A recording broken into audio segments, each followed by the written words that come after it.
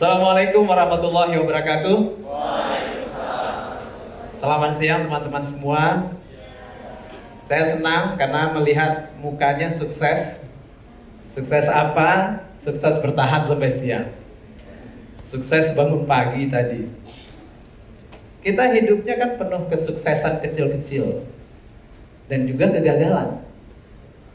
Di sini siapa yang pernah gagal? Angkat tangan. Wah, ini pinter gagal semua. Gagal apa?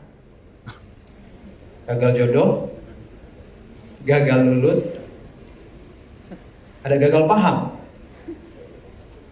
Jadi hidup itu memang selalu diganti-ganti. Kadang kita berhasil, kadang tidak berhasil. Mungkin 50-50%. Dan kalau begitu, kenapa kemudian kita harus berusaha?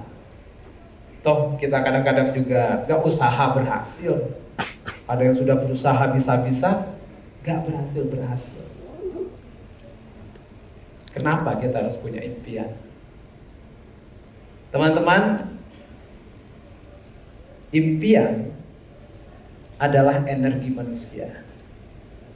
Kita perlu punya impian karena kita ada harapan.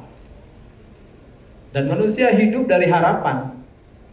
Kalau nggak ada harapan orang tua kita nggak ada di sini. Buat apa dibesarin anak ini? Kalau kita tidak punya harapan, kita nggak merasa perlu harus kuliah. Jadi impian dan harapan, walaupun kita tidak tahu dia akan terjadi, akan jadi kenyataan, tetap wajib kita punyai.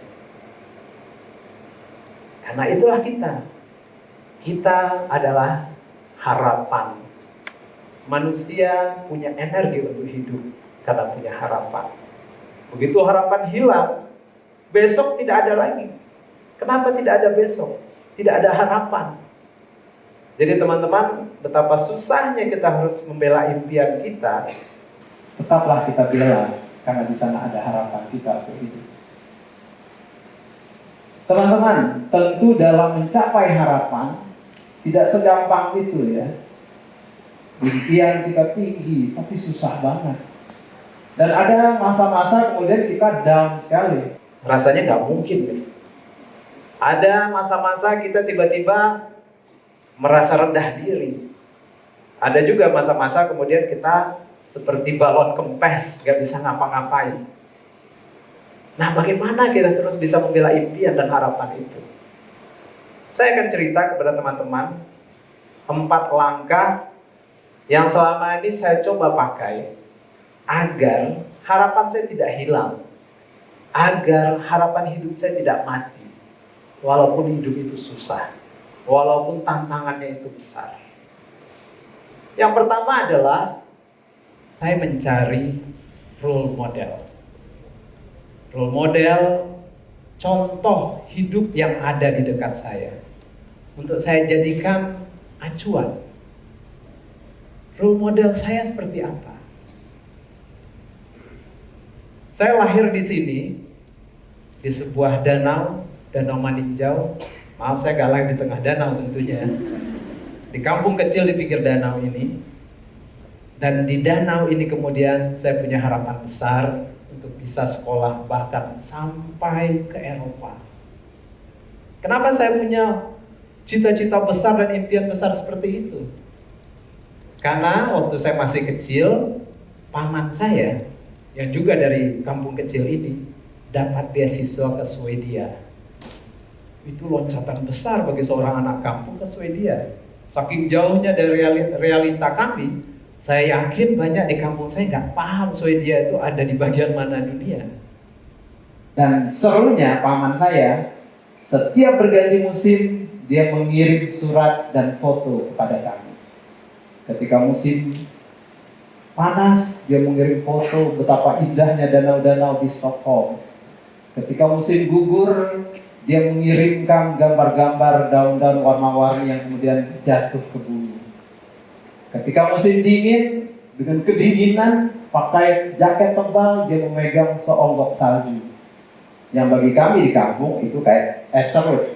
Referensinya cuma sampai di sana. Ketika ada Piala Eropa, dia kirim foto-foto tim terbaik. Begitu juga Piala Dunia. Jadi teman-teman bayangkan, saya anak kampung yang jauh dari keramaian, tapi terasa begitu dekat dengan Eropa. Gara-gara surat dari paman saya. Dia role model pertama saya. Dia yang menumbuhkan kemudian impian dan harapan saya pertama. Tapi tadi kita udah ngomong ya, impian dan harapan tidak akan selalu bisa lancar kita ambil, kita capai. Dan impian saya itu nyaris rusak dan patah di tengah jalan ketika ibu saya bilang, "Nak, kamu gak boleh masuk SMA. Kamu harus masuk pesantren." Wah, saya berpikir, saya masuk pesantren bagaimana ke Eropa? Nanti saya jadi ustaz. Lalu saya mogok, tidak keluar kamar 3 hari 3 malam. Rencananya hari kedua saya lapar, saya keluar juga. Hari ketiga saya menyerah kepada permintaan ibu. Kenapa saya menyerah? Di Minangkabau itu sebuah kesia-siaan melawan emak-emak Padang. Kenapa begitu? Karena dari kecil kita sudah dibesarkan dengan sebuah cerita legenda pengantar tidur. Judulnya Malik Kundang. Kalau melawan kepada ibu, hati-hati jadi batu. Mungkin waktu itu saya takut. Di bawah sadar saya takut. Jangan-jangan jadi batu. Apalagi batu akik dipoles setiap hari. Sudahlah, saya ikut aja kata ibu. Dan saya kemudian bilang ke ibu, saya akan pergi setengah hati ke pesantren. Dan kemudian saya berjalan sekitar 1.600 km dari Sumatera Barat ke Jawa Timur untuk masuk sebuah sekolah yang saya awalnya tidak suka. Tapi yang mengagetkan saya, guru yang mengajarkan di sini tidak hanya mengajarkan agama, dia juga mengajarkan cara hidup, semangat hidup. Saya ingat salah seorang guru saya, Pak Akrim namanya, dia mengajarkan ilmu agama. Tapi saya tahu dia sudah sekolah ke Manchester di Inggris. Wah, saya berbinar-binar melihat wajahnya, mengikuti pelajarannya. Saya salami dia, saya ajak dia ngobrol. Impian saya yang tadi sudah nyaris patah tumbuh lagi. Jangan-jangan saya bisa juga ke Eropa. Saya punya 2 role model, paman saya dan guru saya, Pak Akrim. Lalu yang kedua yang saya lakukan teman-teman, ketika impian terasa berat untuk dicapai, ketika harapan kayaknya sudah mau pupus, saya mencari kata-kata penyemangat. Banyak di dunia ini kata-kata penyemangat, tapi saya sangat beruntung karena diajarkan di hari pertama waktu itu di pesantren, nama pelajarannya mahfuzot atau kata-kata mutiara. Seorang guru masuk ke dalam ruangan kami. Dia berpakaian sangat rapi, baju putih, lengan panjang, ujungnya masih tajam seperti habis disetrika, dan pakai dasi. Begitu masuk, dia berteriak, "Manjada wajada." Kami kaget, anak baru, ini siapa nih teriak-teriak di kelas? Dan dia menyuruh kami semua, "Ayo anak-anak, teriak juga, manjada wajada." Kemudian kita pun dengan semangat meneriakkan hal yang sama sampai suara kita serak, sampai muncrat sana sini. Kalau zaman Covid kena semua sekelas itu udah. Dan dia bilang, "Pegang kata-kata ini. Siapa yang bersungguh-sungguh akan berhasil." Itu kata-kata mutiara yang mengubah hidup saya. Tapi kita tahu kan, keberhasilan itu gak ada jaminan. Kesungguhan gak menjamin keberhasilan. Karena itu kemudian kami diajarkan kata-kata kedua, man sabara zafira. Siapa yang bersabar, dia yang beruntung. Karena memang teman-teman dalam sehari-hari kita udah habis-habisan belajar 1 semester, nanti hasilnya ternyata masih D, masih E, itu terjadi. Kesungguhan gak jaminan, perlu ada kesabaran. Setiap usaha untuk mencapai impian atau cita-cita tidak langsung terjadi. Ada jarak antara usaha dan kenyataan. Dan jarak itu bisa selangkah, bisa ribuan kilo. Dan jarak itu harus kita isi dengan kesabaran. Sabar yang gimana? Sabar yang aktif, yang berproses, yang terus mencari jalan keluar. Bukan sabar leyeh-leyeh di kamar. Tapi kesungguhan dan kesabaran juga gak ada jaminan untuk membuat impian itu jadi kenyataan. Kami diajarkan Yang ketiga, man sara ala darbi wasolah. Siapa yang berjalan di jalannya akan sampai di ujung jalan. It is about consistency. Tentang konsistensi. Jadi saya beruntung mendapatkan kata-kata mutiara ini, kesungguhan, kesabaran, konsistensi. Dan itu jadi pegangan saya. Lalu yang juga sangat penting, yang coba saya yakini adalah impian bibit kenyataan. Teman-teman, kita tentu punya banyak impian ya. Ada yang mau jadi insinyur, ada yang mau jadi YouTuber mungkin, ada yang jadi atlet, ada yang mau jadi presiden. Entah teman-teman rambutnya putih apa tidak, jadi presiden itu juga boleh. Apa saja boleh kita impikan. Dan impian itu bisa jadi kenyataan. Kenapa begitu? Karena saya membayangkan semua yang kita lihat di dunia ini pernah jadi impian seseorang. Dan sekarang nyata. Bisa kita pegang, bisa kita lihat. Kalau gitu apa bedanya dengan impian kita? Impian kita juga punya kemungkinan entah berapa persen menjadi kenyataan. Jadi kita bayangkan impian itu seperti sebuah biji kecil yang kita tanam, kita siram, kita pelihara. Suatu ketika dia tumbuh menjadi pohon yang luar biasa besar. Dan itu bisa terjadi. Saya punya sebuah cerita. Di asrama saya dulu di pesantren, kami hidup bersama 3.000 orang. Satu kamar 40 orang. Lumayan ramai.